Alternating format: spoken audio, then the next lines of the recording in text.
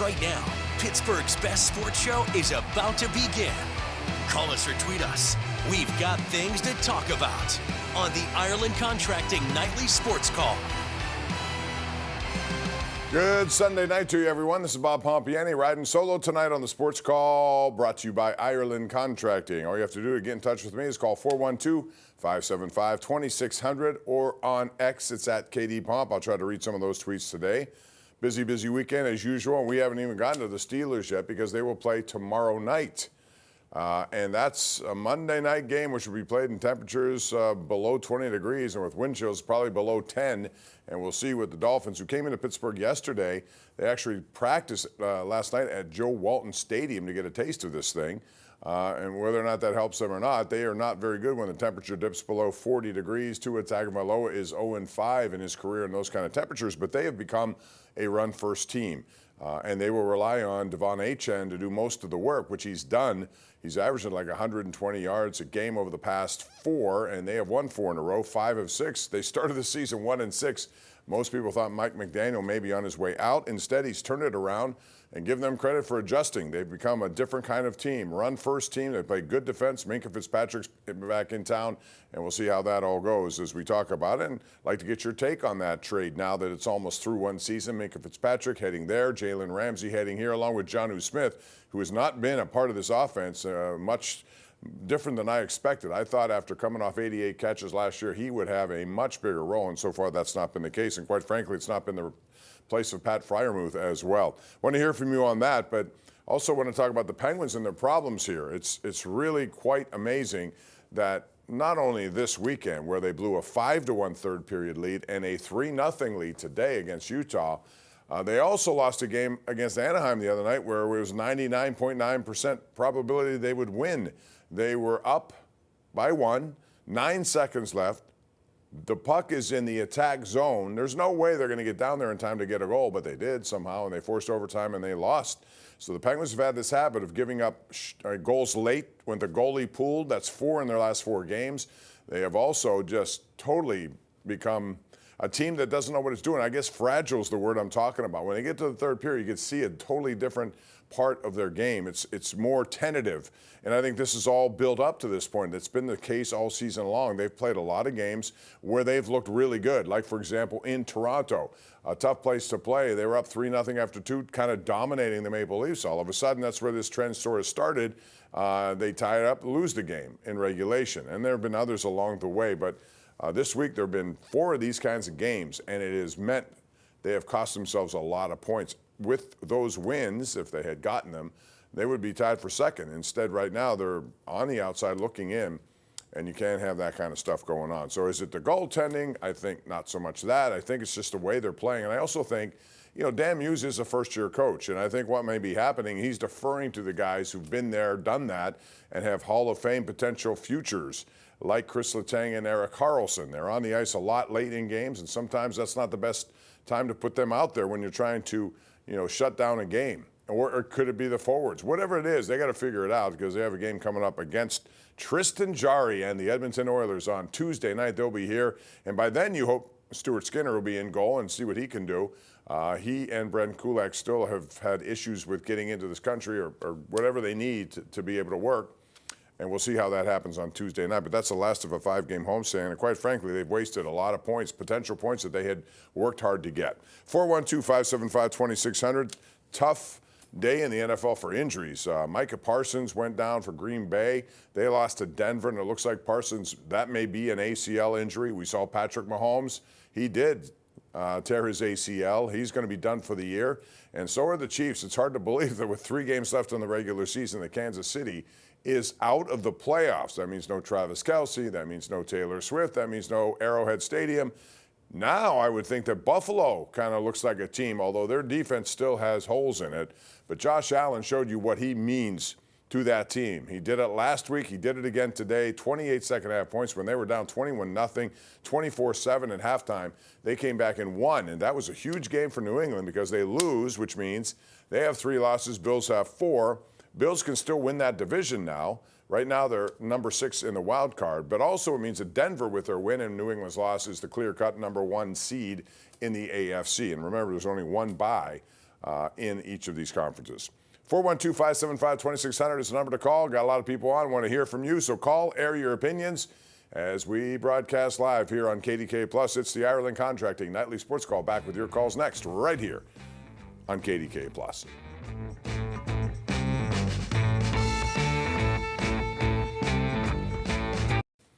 All right, we're back, ladies and gentlemen. This is our Xfinity tweet of the night from ESPN. The Chiefs have been eliminated from the playoff contention, first time since 2014. It was always an AFC Championship game at Arrowhead, it seemed like. That streak is now over. Kansas City certainly has some issues they need to take care of.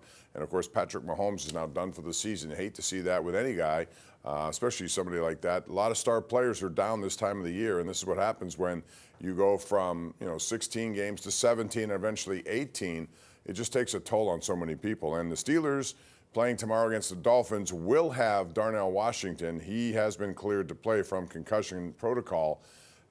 Derek Harmon's another big part of this. When he's in there, he makes a real big difference in the run game. He's questionable at this point. We'll see if he plays, but he did practice on Saturday. So let's get to the phone lines and hear from you at 412-575-2600. Chuck in Uniontown, you're first up tonight. Hey, hello, Chuck. What's up? Thanks, Bob. Good evening again. It's imperative now that the Steelers, particularly on defense, are going to have to stop the run tomorrow night against Miami. I guess it's Herbeck coming into play for what? Yeah, and I think they'll probably use Sawyer a lot too. All those guys. They're going to have to, because I was hoping for some help from the Bengals today, but of course we did not get that. And it's each team has a tough schedule down the end of the season. But absolutely, if we want to stay ahead of Baltimore, we got to win now. And the $1 million defense is going to have to finally play like the $1 million defense tomorrow night. I don't think there's any question about that. Because I'd hate to see the division come down to the final game against the Ravens. Although even though it's home, I hope we could clinch before that. Well, I think so. You don't want to get down to the last game. Thanks, John, for the call. It's a home game against Baltimore, yes. But when you look at it, tomorrow's game is huge in that regard. If the Steelers should somehow lose to the Dolphins, they'll be tied once again with Baltimore. And I believe Baltimore, by virtue of tiebreakers or common opponents, one of the two, will jump into first place tentatively with the same record. And then what's left? Pittsburgh has to go to Detroit next week. They should be very unhappy. They lost again today. The Lions are on life support for a playoff. They got to get going here. So that'll be tough. And then they have at Cleveland, which is never easy, although Cleveland stinks, and they got walloped today by the Bears. And then Baltimore. In the meantime, it's Baltimore at home next Sunday night to New England. So that'll be a huge game. And then you have them going to Green Bay. And again, Green Bay got decimated by injuries today. So you don't know how this is going to go, which is why tomorrow, to me, is a must-win for the Pittsburgh Steelers. Not must in the sense of the word meaning eliminated, but if you want to build up that one-game lead going into the last game to be sure, that's the kind of game you have to win. I got an email from Jamro. I had put something out about Kenny Pickett today, that he went bad to a very bad and angry Eagles team. And they were mad for sure. They beat the Raiders 31-0. Pickett had 64 yards, sacked 4 times, minus 34 yards. And then he responded to that by saying, which is still better than the Penguins this weekend, which is crazy. But the Penguins did give away another lead, and it was too easy. I mean, way too easy. Everybody knew it. They must have felt it. But you got to go out and play and know how to protect the lead. And that falls on coaching also, all of it. It's a big ball of wax that has to get better. Let's go out to Joe in North Braddock. Hey, Joe, how are you? Very good. Hey, I was at Tuesday's game and I was at Saturday's game. Mm-hmm. And I think right now the Penguins need to have a prayer meeting or talk to a psychologist, because they come out flat-footed and will not protect the lead. You got to be aggressive. When you got the lead, you got to go. Yeah, they look.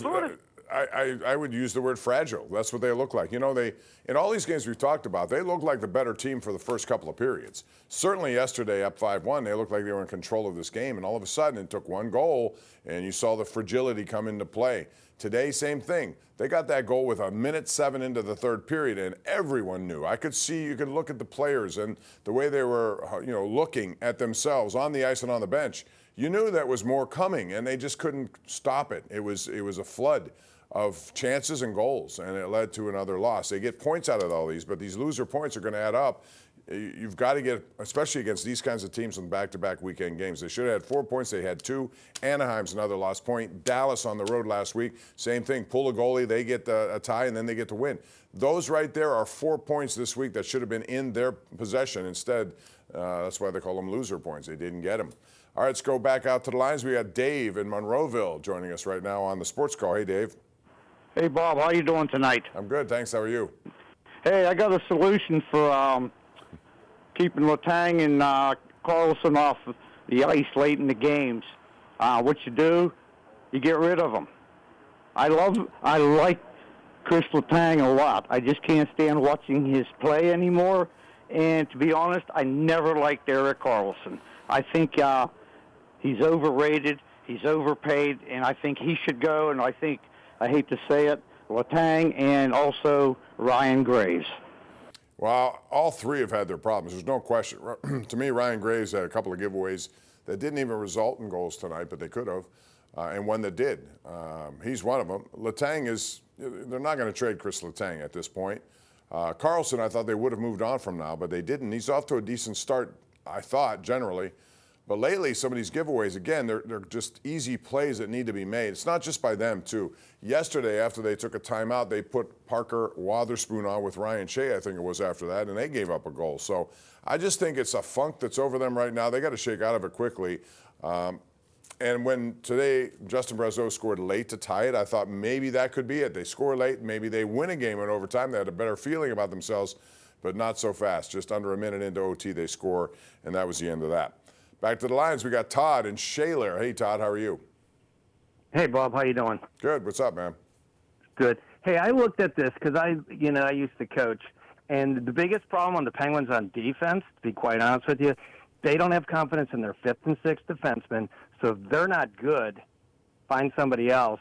And what's happening is, you know how many games we've won when Karlsson goes over 24 minutes? Not Only many. 2. Yeah. Only 2.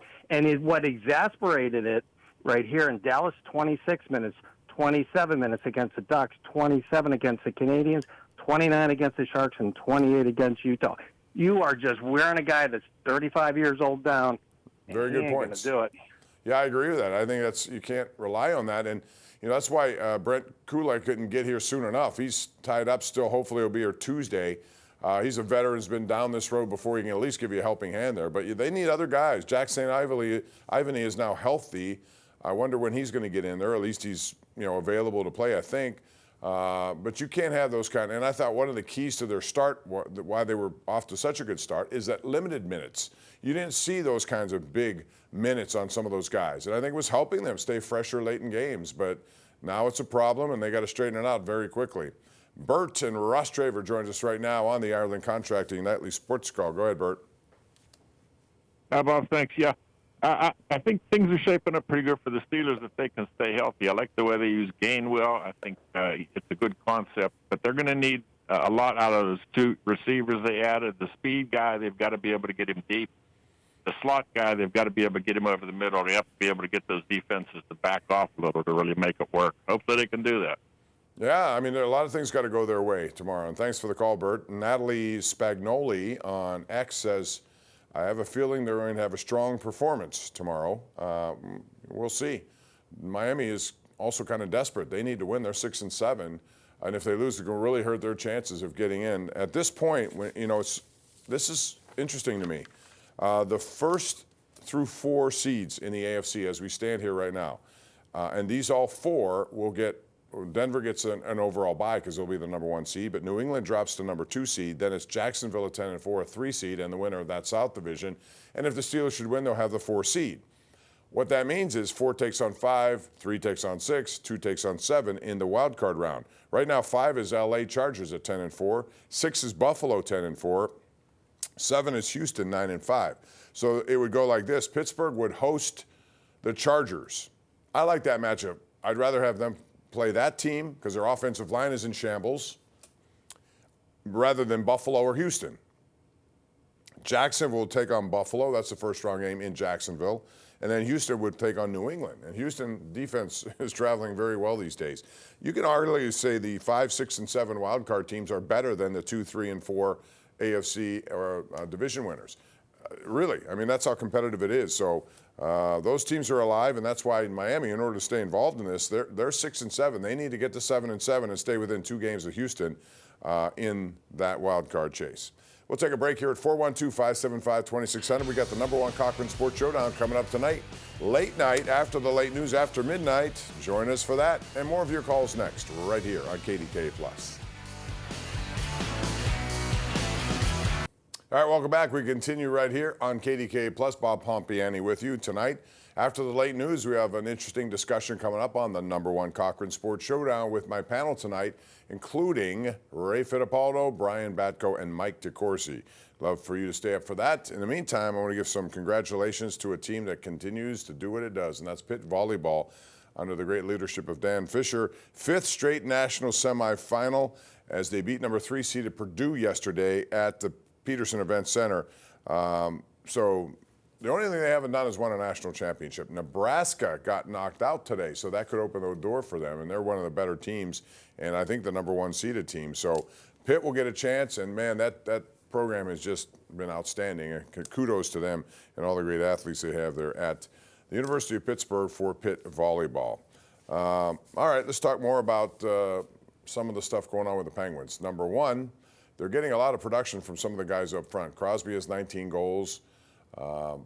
You have Rust, who had another one today. That's 11. You're getting at that. Ben Kindle's a young kid who had 3 points today, including another goal. He has 8.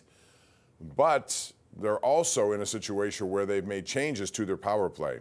And as much as I think Ricard Raquel is a good player on it, I think Ben Kindle's a better player on it. When he's on that first team, he's a smart kid. He knows what they're doing. They changed that once Raquel got back.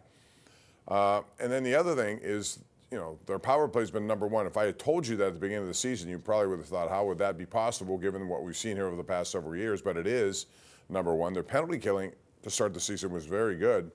But this third period malaise continues, and I wonder what it's going to take to get out of it. Because quite frankly, they have a tough team coming up, Edmonton. If you go into sort of a defensive shell, or you're standing around in a third period, you had a lead again, man, they're going to come after you. Connor McDavid and company, they can score goals. Tristan Jarry, by the way, started a game last night and won in his Oilers debut. I fully suspect he'll be in the net on Tuesday night, and I'd love to see Stuart Skinner, former Oiler, who was acquired in that trade, to come here and be in goal as well. We'll see how that goes, but man, you'd like to see a better effort in the third period, because these are wasted points that they had, certainly in their favor as this thing rolled on. As far as the Buffalo Bills are concerned, just wanted to get one more point about them. People have ruled them out and said, they don't have a good defense, which they don't. They're giving up a lot of things.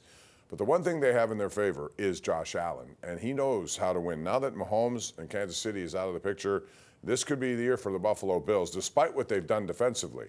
And today they got beat up defensively a few times, gave up a lot of yards, but they got it done because their offense scores. And if you can do that, you're going to win a lot of games in the playoffs.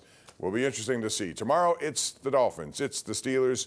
You would expect the team that runs the ball better and stops the run is going to win. It's as simple as that. I think the Steelers are winning a kind of a ugly game, 17-16. It's a much-needed win if they can get it. We'll have you covered tomorrow all day on KDKA. Thanks for joining us tonight. And remember to join us 11:30, actually later, at midnight tonight for the #1 Cochran Sports Showdown. Good night. Thanks for joining us.